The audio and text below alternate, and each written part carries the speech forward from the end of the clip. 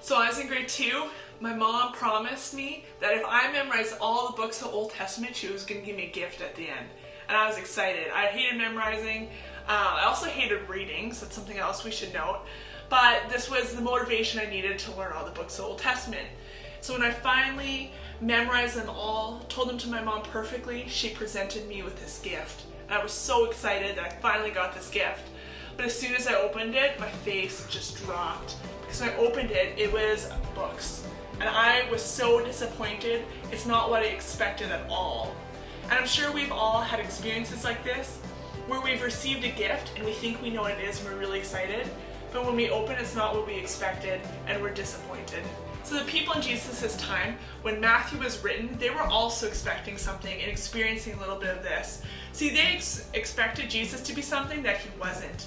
They were expecting this Messiah to come and save them, but not in the way that Jesus did. Instead of rising to the top and being their political leader, Jesus came to serve others. He came and he preached peace. The kingdom Jesus preached looked very different than what the Jews were expecting.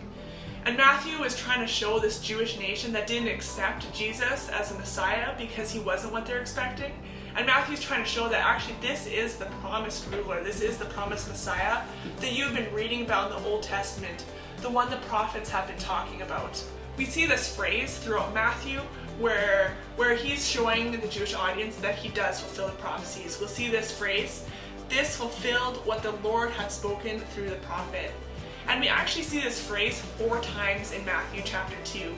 Matthew is just beginning to show the Jewish culture, the Jewish nation, that Jesus really was the Messiah, even when he wasn't what you were expecting. Sometimes we want Jesus to fit our expectations.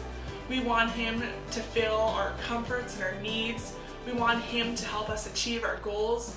Sometimes we miss what Jesus is really calling us to and what Jesus' kingdom was really about.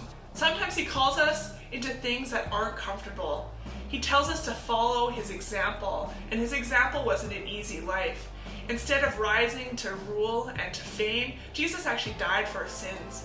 And so to follow in his footsteps, to follow his kingdom, means that we give up our wants and our desires and our rights to serve others. We practice peace instead of getting back at those who offend us or hurt us. As we dive more into Matthew, we're going to see more and more about this kingdom that Jesus taught, that he lived out, and the kingdom values that he calls us to live out as well. And even though Jesus doesn't fit some of our expectations like he did for the Jewish culture, I challenge you today to take a look at chapter 2. 4 times does it say that Jesus fulfilled the prophets and the prophecies. Take note of those times and check out your Old Testament for those references to see the prophecies that were written about Jesus.